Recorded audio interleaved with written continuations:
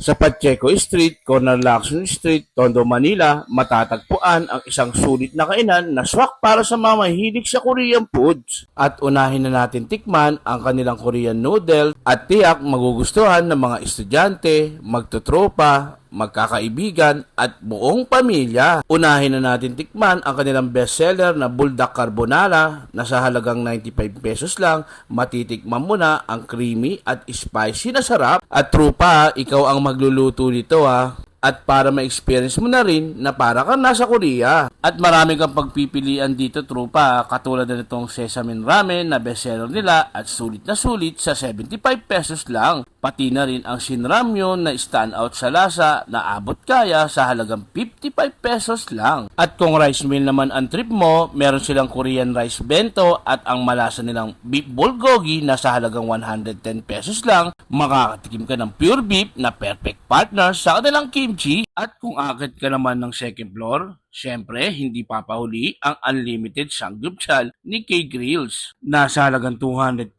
pesos lang, unlimited pork belly kasama na ang unlimited side dish gaya ng potato marble, lettuce, kimchi, cucumber salad, pickle radish at unlimited cheese. At kung gusto mo naman ng beef pork combo, meron silang unlimited combo na sa halagang 429. Sulit na sulit dahil may kasama pang unlimited cheese, unlimited egg, unlimited juice, unlimited rice, unlimited Korean side dish, at may free ramen pa. So hanggang sa minuto lang ito mga katrupa, kaya tara tara tara tara.